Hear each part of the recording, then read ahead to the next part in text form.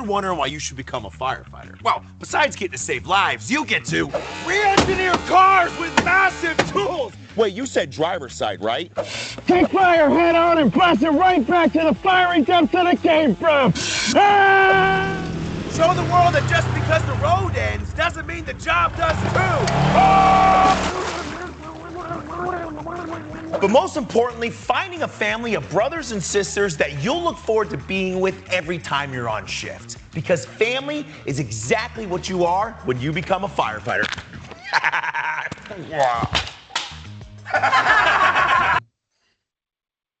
Hi, welcome everybody to our recruitment series. We are so thankful for the opportunity to share with you some recruitment strategies. We know that this is something that really hits a lot of departments, is getting the right recruits. So thank you for joining. Want to share with you that we'll be emailing you after some recruitment toolkits from some of the tactics that you'll learn today, but we're going to send you this webpage. It has the video that I just shared along with other videos that you can brand. Some of these brochures that you can share to really help recruitment in your own department. So we are going to send you away with some tools today after our guest speaker. So I wanted to just make you aware of that. You may have got your email from Karsten. So Karsten, I just wanted to go ahead and you can introduce our guest speaker. Yeah, thank you again for everyone joining us here today. I'm super excited as we have a real treat as we welcome Robert or Bo Chaney to our recruitment webinar series. Bo's an educator. He's a firefighter. He's a recruitment strategist with a career rooted in service, mentorship, and innovation. He hails from Chicago's Inglewood neighborhood, and he has a background in education in his 20 years with the Rockford Fire Department. And he's transformed strategies and has created impactful programs that connect the youth with opportunities in the fire service. And as a leader on both state and national levels, Bo has authored recruitment curriculum and spearhead initiatives that are shaping the future to service in recruitment. And we're super excited to have him here today. And so, yeah, we will not waste any more time. We're going to throw it right over to Bo, and he's going to get us started here. So thank you guys for coming. Thanks a lot for the intro. Thanks to IDEX for helping with the recruitment crisis. I am the recruiter here in Rockford, and we're facing challenges like everybody else is. And hopefully from this presentation, you can get some strategies that we can use. Now, this is your time, whoever we're on with, this is your time. I will show you a presentation that I've used for FFI, for the International IFF. And this is just something that we're working towards. A lot of the things that you'll see in the presentation are things that we actually do. So they're in process. So if you have any, they're in progress, if you have any questions or any concerns, feel free to hit the chat, and then we'll try to answer those questions so we can get stuff going. Now, my personal story, you heard a little bit from the bio. I never wanted to be a firefighter, right? I was a teacher. I was helping some kids study for a test after the recruiter tried to recruit me. I've been all these years in school, and one of the kids was afraid to take the test. So I promised him that I'd take the test with him. I showed up on Saturday. Nobody else showed up. I took the test by myself and passed the test. Once I got in, I was wondering where everybody was, where are all the people that kind of looked like me, or the people that wanted to get into it, because I didn't know a lot of people, didn't know about fire. And that kind of sparked my interest in recruitment. I did ride the ambulance and the trucks for about 15 years. And then I went upstairs and started for recruitment. And right now I'm basically building programs throughout Rockford, Illinois, throughout the state of Illinois, and with the IAFF, with the international, to try to help this problem. So I'm going to share my screen and jump right into the PowerPoint. And if you have questions, don't hesitate to ask questions. So let's share. Let's see. This one will go. We'll start over with it. So the first page, reframing recruitment. We know what the problem is. When I first started out with these presentations, I would always go through the problem, and then I'll do half of the problem, then half the solution. We already know what the problem is. And now what do we do once we know what the problem is? How do we fix the recruitment problem? These are things we'll talk about. What programs can we build to help with recruitment? How do we properly prepare applicants? and how do we make recruitment contagious? Right now, we're at a point to we're getting applications compared to creating applicants. At the top, you'll see I got the Home Alone story because they're stealing from the toy store. And that's what we're doing now. In our current department, we have people that are leaving, that are being influenced by other departments. So we're getting applicants, but they're stealing the applicants that we have. So we're all going from the same pool compared to building applicants. And we'll talk about how we can start to build applicants instead of search from the same pool. Usually when we start telling people about the job, this is what gains interest. Whenever I go to a job fair, we'll have 1,100 kids there.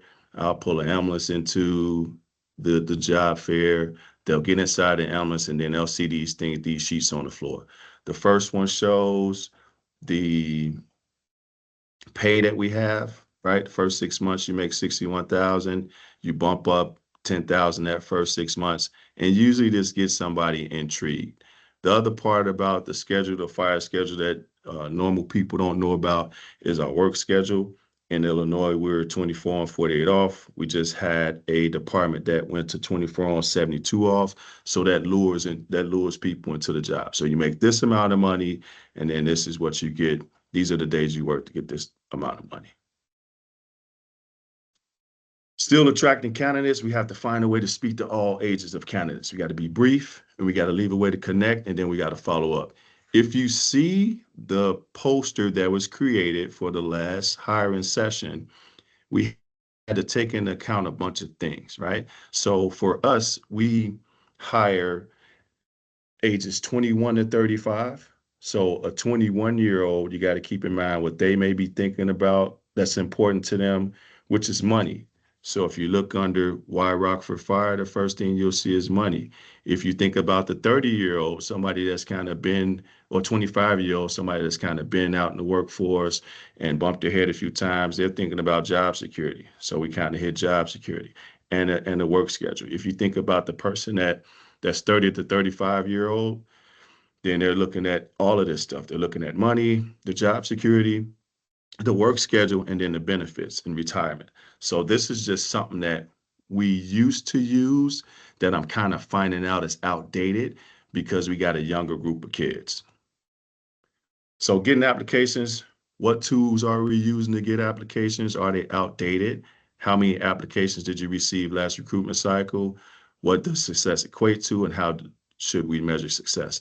So I want everybody that's on, if you can, take a little time and throw in the chat how many applications you received from the last cycle, because I just want to see how people out there are doing.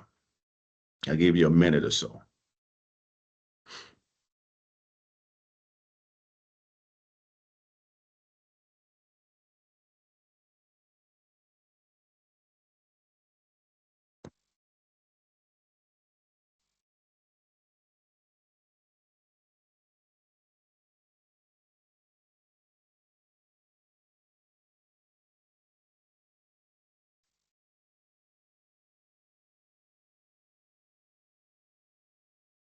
All right, we'll keep rolling. You'll see a little bit of fool's gold right here. That's just to let you know that that's what we're using right now to get people. A lot of kids right now have switched to social media, so we've kind of went that way. And the last one, how should we measure recruitment success? Usually the success of recruitment is measured by the amount of applications that we take in, right? So that's a thing of the past now. And right now we need to get to building applicants instead of just collecting applications. And Bo, were you able to see the chat? Looks like we have between 9 and 500. So quite a mix on what they're getting in. Yeah, and it's a different deal because it's not what it used to be. Now, I should have asked the other question of what was it before, but I could imagine that on the low end it was 500 and on the high end it was 1,100. But it went down because because we haven't had a good time or haven't did a good job of educating the public about what we do and then making recruitment contagious like we talked about in the beginning. It's So like how some we use, 1,000 to go ahead, I'm sorry. 1,500 when they first started, Bo. Yeah. But now they're down to like 500, some 30, some 9, some just Yeah. one applicant. Yeah, yeah, and that's how we roll. That's how we're rolling. So these are some of the questions, and we'll tackle that during the presentation where I can kind of show you how to build those numbers back up, because we were the same way. We started off when I tested, it was 1,100 people, then it went down to 500 people, then from 300 to 200, and then the last session was 177. The only good part about it is out of that 177, we're getting more local people to apply. So I can tell that a little bit is working, and we're trending up right now. So a couple questions to think about. What can we do differently with the new age of candidates? Are we using social media effectively to recruit? And how could AI potentially help? Because this will be a big one, because now AI is kind of big at creating videos and helping us get started. All right, so this is kind of the meat of it, creating applicants. How do we create applicants? How early do we start exposing the community to fire service? The earliest that we start is about preschool. I had a preschool group today, and it's nothing more than the things that we always do, those firehouse tours. You'll see the community firefighter day. That's almost like a day where everybody comes out, they put the gear on, we run up through some fire activities, and then that creates a relationship with your local firefighters in the community. And then we utilize social media to share successes. So the way we use social media now, or the way it should be used, there are plenty of things that firefighters do on a regular basis, or with some of the people that we interact with, that we never share. So we're not the type of people that kind of boast about what we do, but in today's age, that's what everybody do through social media. So we got to find a way to utilize social media to share successes. Excuse me. Building recruitment programs. How do we build a good recruitment program? What should be the foundation and why? How do we attract candidates to the program? The recruitment program that we're using now, or the model that you guys will see through the international, will soon be a way to capture somebody's attention at an early age in terms of preschool, and then walk them into a firehouse. Now, we all know that the worst years, I won't say worst years, but the years that kids are more curious is that 18 to 21 age. If you are, I can't tell you, and I don't have time to share the stories that I did between 18 and 21, but had I known about the fire service, I probably would have had a different approach. So this gray period that we like to call 18 through 21, we want to make sure that there's something in place where the kids can stay focused on the fire service, and not do anything that may harm them from applying. So a good recruitment program would start at an early age, and then it should be a pipeline from that early age all the way until it's time for them to recruit. The foundation of the program should be mentoring, and I'll give you how it works in our department. We have an Explore Post, which is a junior firefighter program, which works from the ages of 14 all the way to the age of 20, right up until testing time. We meet on Mondays from 6 to 7:30. We just met last night. From 6 to 6:30 is straight mentoring. So it's financial literacy, it's accepting constructive feedback, it's mock interviews, it's teaching kids how to present, all those things that we learned, all those soft skills that kids didn't learn when they were in high school. Sometimes we have visitors where we bring in the bank to talk to them for that first 30 minutes. And then the last hour is we putting them in fire gear and telling them what to do. The reason that this is important, because a lot of kids fall in love with the mentoring process of it, and then they are coming back just to be mentored. We started off with 2 kids, and now we're up to our maximum, which is 20. We have a waiting list of about 80 kids, which will all be applicants soon.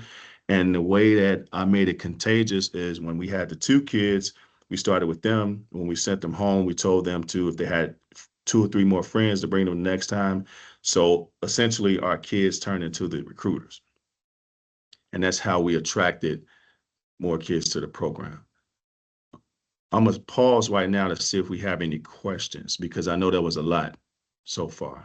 So, Millie, you got to let me know if any questions pop up in the chat. We do have one. So for candidates with prior experience, are there any upper age considerations we should be aware of, or is selection based solely on ability to meet the job standards? No, it's usually where an upper age, I'm assuming under the age of 35, because in our state, 35 is like the cutoff age, right? If there are programs out there for people that are not in high school. So we have an adult Explorer post. It started in Champaign, Illinois, where the adults come to the firehouse and they kind of do things, those of ages from 21 to 35. And that's just a time for them to see if they like it, right? But usually with every fire service that you go to, they're in charge of the training. So it's really nothing that you can do on your own without interacting with that fire department to get on the department. Also, do the explorers get preferred entry? Yeah, so here's the deal. With the Explorer post, if it is recognized through the state, then they get 5 extra points. So you'll do a oral interview, you'll do a written test, and then after those scores are combined, you'll have a flat score, right? And then we give you 5 extra points if you're a resident, if you've been in the military, if you have a fire science degree or a bachelor's, and also for a recognized program. So if your program is recognized, if your Explorer post is recognized throughout the state, then you'll get those 5 extra points. So that's the way that we're trying to build applicants. Instead of going out and stealing somebody, hey, you work at this job, you've been bagging groceries, you can do this better. Here's our pay schedule, here's our work schedule. We still have to do that, but I think we have to be more focused on building our own. And that Explorer post is like the perfect way to try to build your own.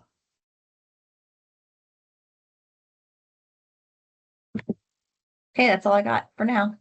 All right, so we'll go through a little bit. This is the early exposure. This is a touch a truck, the firehouse tours, the classroom visits, and then just the fire safety talks. This is where we educate the public on what we actually do. This is kind of important because when it's time for us to ask for raises and the public don't know what we do, or when we come out, we got to take the times that we're doing these type of exposures to educate the public. Once we get them behind us, then it's easier for us to have a relationship with them. So the classroom visits, we'll get to that in a second too. These are the other programs. The field day is something that we're going to start to do in middle schools, where they usually have the kids come out and play. Excuse me. So when they come out and play now, they'll come out and play and do firefighter related things. And if we can get a kid in middle school interested about pulling a hose or tagging a hydrant or seeing how the water flows off the truck, then it's easier to move to the next step, which is lunch and learn.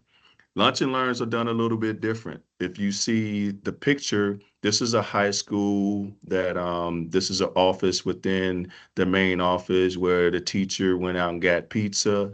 I always like to go to the schools during lunchtime, because lunchtime, you're not bothering instructional time. The kids sit down and then I show them what I showed you guys before, the pay schedule. And the first thing they're saying is, wow, what do we have to do for this? All right. Or how much do we have to work for this?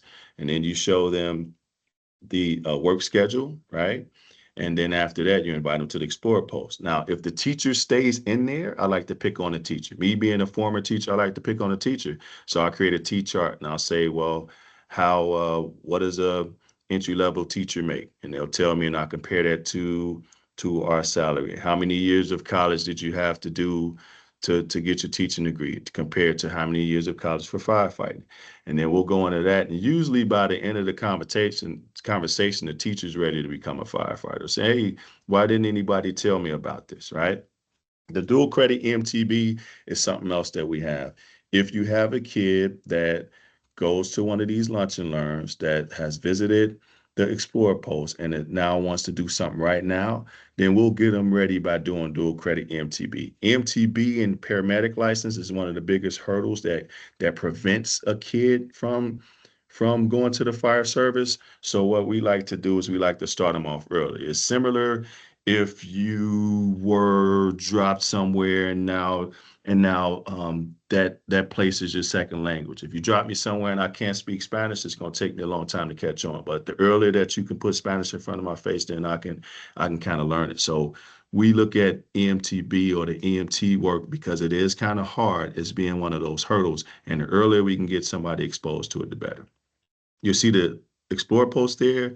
That's just a link between the high school kids starting at 14 to the time for them to apply. You also see the adult Explore post. We didn't want to leave out the people that were not in high school. We wanted to give them an opportunity to see how the job is and how things go. And education has to come through these programs. Most importantly is the mentoring part. So this is where you get a chance to sit at the kitchen table and tell them how the kitchen table is and why the kitchen table is magical and the things that you learn about life at the kitchen table that may not be taught to kids at home. All right, this is my hierarchy of recruitment needs. If you see the bottom, it's just basic where the bottom is early exposure. We talked about that. Early exposures that touch a truck, that visit in the classrooms, maybe reading a book to the kids, anything that can put you in front of a kid where they can see how you are. You can go to basketball games, whatever, but the more that we're visible, the more they'll come back to us. After that, you'll see building the programs, and this is creating a safe space. The program's foundation has to be mentoring. And if you think about Maslow's hierarchy of needs right there, it's just somewhere where we could create a space for kids to be safe. They can bring more kids to it. Right now, our Explorer post, the kids hang out together. So when Monday comes up, they're texting me or calling me saying, "Hey, Bo, are we going? Are we having it this week?" And I know it's not because of what we're showing them with fire, because how many times can you show a kid a maze or drag a hose or do some CPAT stuff? They really just want to be around each other and learn things. And that's where we create the family aspect. Creating a pipeline, this is where we get to hold their hands through the gray period. And that gray period is 18 to 21, where we don't want them to get in trouble. We want them to kind of do things where they can be with us. Every third Explore Post meeting, we have a parent night. We like to bring the parents in while the kids are doing their thing in the fire gear. The parents are learning basic EMS stuff or CPR. So we like to take a holistic approach to it. And then placement on the fire department. And this is hurry up and retire. We rush you to get to everything, and then we try to get you towards retirement. So if you can go back and think about right now, what your department is doing in terms of creating a relationship with kids. Are we doing this early exposure? What programs do we have in place to keep them? The biggest part is this one right here. What are we doing to create this pipeline? So we'll see a kid, or a kid can come back to us. I'll share a quick story. We're at the point right now where I've got about 6 18-year-olds. They'll all be graduating. So here we have what they call a promise, where the kids, if they have a certain GPA, they'll get tuition paid to our local junior college and our college that's close to us. So I'm trying to create a meeting to get firefighter scholarships. So now I can give a kid that's in high school getting ready to graduate, how they sign them to go play ball places. I'll be signing them to come and go to college and pursue a firefighting degree. So if you could think about this triangle, this is kind of where everything has to go. Start off with the early exposure, build the programs, create that pipeline, and then success is when we can walk a kid from looking at a truck all the way into the firehouse. And Bo, we do have a question. Go ahead. What is the biggest difference in the strategy when applied to recruiting paid staff versus volunteers? That's a great one. So this is how I did it, because we are a paid department that's surrounded by a bunch of volunteer departments. With paid departments, recruitment is usually higher, right?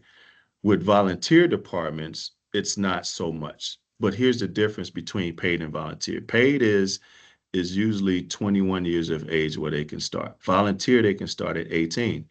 So if you can imagine me building or us, whoever's on the call, we're going to build a pipeline, right? Through this pipeline, we can get kids to 18 and then it's cut off. And now we got to figure out what they can do from 18 to 21. What I'm doing for the volunteer departments around here is I'm sending them my 18-year-olds because I know that they're having a hard time finding those, right? And then I'm swapping out with them my 21-year-old. So the biggest difference is the money. People are going to go looking at that money, but they also need the experience. If you can convince a kid that's graduating high school that you don't have to wait to go get experience. They can get training because most volunteer departments do have grants that they can train kids to get their BOF or start to do their EMT or start riding the ambulance. If you can convince a kid that they can go to the volunteer department and work those 3 years and get some type of experience, then they can come back to the paid department. So some people, I've sent so far about 10 kids to our volunteer departments. Some come back, some go other places, but that's just the way for me to get them started in the fire service. So it's a big difference. It's a big difference. We usually have more that apply for paid, but people that want to get ready right now, we send them to volunteer. The other thing is we only test every 2 years. So I hate to tell a kid our testing process is done.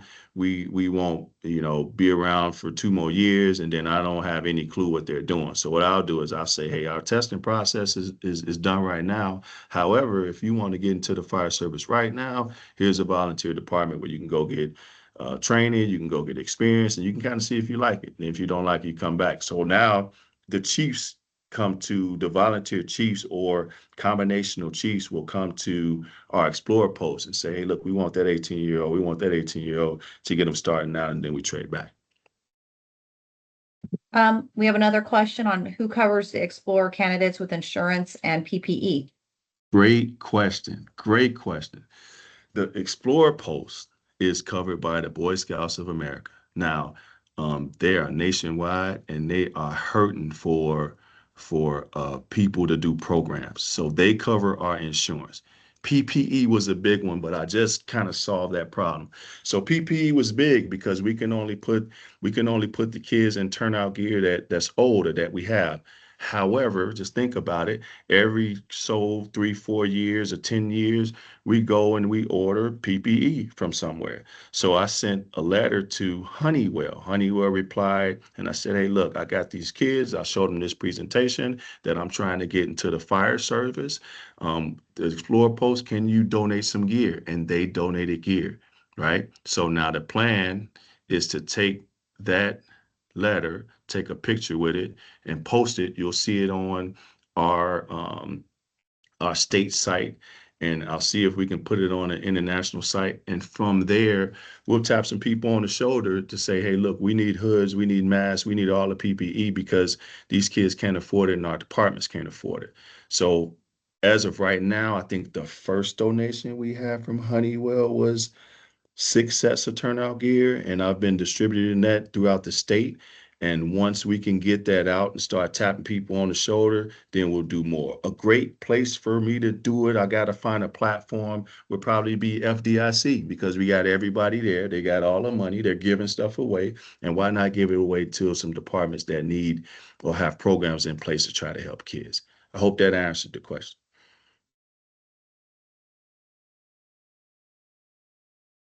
All right, we'll keep moving. So now we have a foundation. You'll see. Oh, I'm sorry. Go ahead. I'm see Max. Okay, never mind. It was just a recording. Go. Sorry. No. All right, so the foundation is early exposure. The programming is the creation and implementation, and then we evaluate the program. I didn't talk I didn't talk a lot about evaluation of a program. Once you go in and have lunch with the kids or talk to the kids, before you leave or every presentation, you need to have a QR code. That QR code is going to tell you, in a simple QR code, hey, what did you like about the presentation? What would you like to learn about the firehouse? Uh, um, and then leave it where you can follow up. Now, here's the deal with the evaluations. Your curriculum that you create is going to be based off what the kids want. Usually we kind of tell kids what they should learn or what we should be. We think about what we think they should know and we talk to them about what we think they should know. But the evaluation process gives you a chance to bring the kids to the table where they feel like they have some input in it. And once they do that, they're more likely to bring people back. Hey, they listen to us. They talk to the things that we told them that we want to talk about. So let's bring some people back. And then the last thing is the people in firehouses. So if you see right here, we start with the foundation. We got some sticks up with this Explorer post, but the house that we build is the houses that we can put them in. So here we go. We create your own combo. We have programs designed to introduce people at a young age, kindergarten to fifth grade. The bridge is that middle school. We talked about that by doing that field day. The Explore Post and Mentoring is grades 9 through 12. And then right now we have a bootleg fire service apprenticeship, but we look to turn that into one that where the international, we can get funding. And once we can get funding, then it's easier for us to build this recruitment thing. I don't want anybody to think that it's going to be easy or that these things are going to happen overnight. The good thing is that we rock bottom, so we heading up. IDEX has created a platform to kind of help us. My contact information is going to be on this next slide. These are things that I do through helping IDEX and also through a company called AD Essentials. So feel free to reach out to me and ask any questions that you need about recruitment. You may see me somewhere teaching it if you're IAFF. We do also have a day that I didn't mention. We do have an Explore Post Day. The Explore Post Day is usually done by whoever in the state that teaches our fire classes, which is IFSI. All the kids from every Explore Post will come to our city, to Rockford. They'll put them through a bunch of evolutions to see if they like it. The kids get to mingle and eat lunch with everybody across the state. And it is volunteer departments there. So this is a way to mix everybody and let everybody meet the kids. And we do a lot of stuff with one of the volunteer departments that are closer to here because they can get more live action in burn. So we try to mix it up so that we could help the kids. Any questions? My info is on the back. I'm gonna stop sharing just so I could see what's going on because I'm tired of looking at the slideshow. But if you guys have any questions, let me know. Yeah, it looks like there's a question. And as both a career fire captain and a volunteer fire captain, I see recruitment problems from both sides. Volunteer participation is much lower than it was in the past. Years ago, volunteers might respond to a few calls per week. Now many departments are handling multiple calls per day. At the same time, people are working longer hours, often at more than one job just to support the basic household. That makes it difficult to commit the time the true volunteer service requires. Many departments have tried to incentivize volunteers to offset this reality. In practice, this leads toward a stipend or part-time paid models that provide more reliable in-house staffing and guaranteed response. Another challenge is that volunteers are unlikely to leave their current department to help another unless there's some form of financial incentive. It appears that traditional volunteerism, as once existed, is fading, and departments are being pushed toward hybrid or compensated models to maintain dependable staffing. Do you have any insight on this? Yeah, we're facing the same thing, and I'm just looking at the message now. But the biggest thing is more money. That's what's holding everybody back. So the way I sell it to volunteers is I'm going to have these kids that I'm going to give to you. You'll have to train them and bring back. But the money is the big part right now because everybody's trying to, if they have a stipend, then they're able to draw more people to their departments. So the best thing to do right now is for me to fight for money or to fight for money to get it. Try to show your local leaders how important that some of the things that we're doing in place. Usually cities have funding because I'm talking to state reps now. They have funding for things like this. It's just that we never know. So once we get these programs built, then we could try to get more support for them. A simpler answer for that is to create the programs and get the people. It's easier. It's crazy for us to ask for the money because we will come request it, but cities and state reps tend to listen to 400 kids more than 400 adults because they're afraid that they'll become those registered voters. So I really kick into gear during election time to try to get some money to help us. But he's right that I mean the only way that we can really do anything, like Fred was saying, is to get some type of money because everybody's hurting on both ends. The other thing that I can tell you, Fred, is from my experience, the younger you can get them involved and educate them, the more they should know. Sometimes I walk into a high school class and they don't know about firefighting, what we do. They don't know the difference between a pension and a 401k. So it's things that we have to educate on. The other thing that I forgot to mention, Fred, is right now we're working where I got to meet with the school district. I'm trying to get a retired firefighter or a cohort of firefighters to come into the high schools now so they can try to teach and start educating kids now and getting them ready. But all of this stuff, like I said before, it's not an overnight fix. It's going to take a little time. And Bo, can you see the other comments? It looks like, how do you handle out-of-state applications? We get a lot of out-of-state applications. They're just looking for places. The out-of-state people cannot get the extra points that the local residents will get. And that's the best way we can do it. But we do get a lot of, I don't turn them down because our department is in need for people. So At our department, we want to work on our retention model alongside our recruitment model. What do you say is the best thing we could do for retention? retention is a little bit different, Ryan. Retention is making that person feel wanted or safe there, right? So we can pull everybody there and then they can hate the place. But if for retaining people, that's when you tap into your human relations department. Like I chair a couple committees for human relations, and that's what we really fight for. If you don't have one, I can show you how to set it up. We just had a female downstate in Carbondale. She was the first female that was there at their department. She had a baby. They didn't have a place for her. They didn't know anything about her having time off, didn't have a place for her to breastfeed. So those are things that your human relations department will use to they'll fight to make things better for retention. Everybody's going to want money right now, more money. It's kind of harder to do that. So it's harder to retain younger people because they're gonna go for the shiny nickel. But a quick answer would be to form a human relations committee at your department that can help people, because a lot of times when people leave, it's because they don't have anybody to reach out and talk to.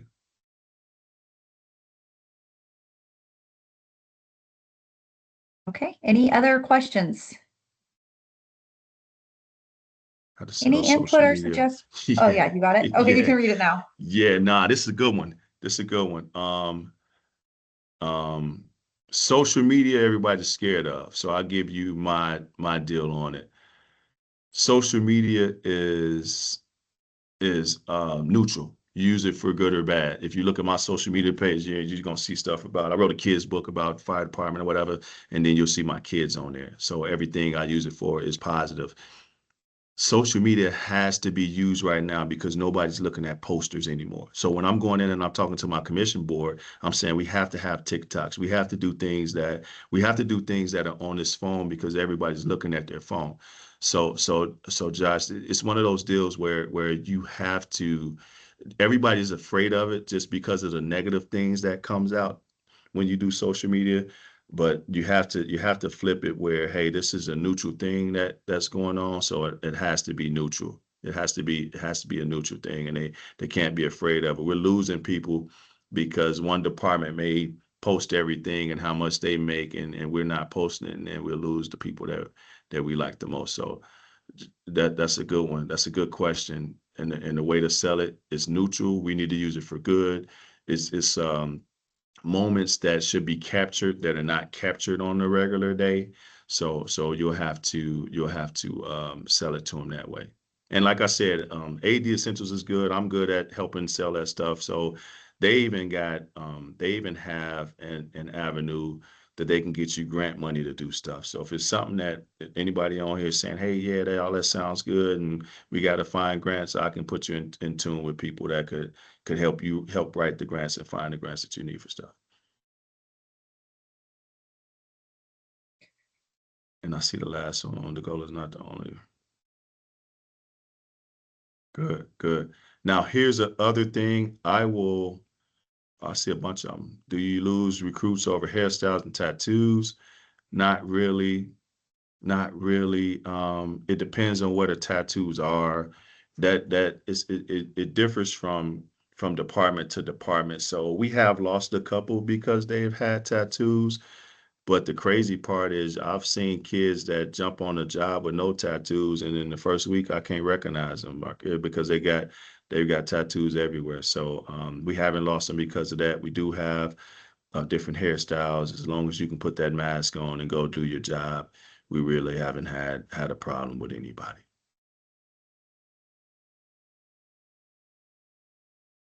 Now, I will say this before if there's no other questions, the presentation that you guys have is also a presentation that will go to that will be used across the state to teach stuff. So I may send you a condensed version if anybody's looking for a PowerPoint that, hey, we need this, or these are points that were made that we can do. I do have another one also where you could look at and kind of see the difference between strictly building something and then just this overview. So if you do have any questions about that or looking for a presentation, just contact Miller and we'll get that stuff out to you. All right. Well, thank you, Bo. That was really good. Karsten, do you want to talk about the follow-up?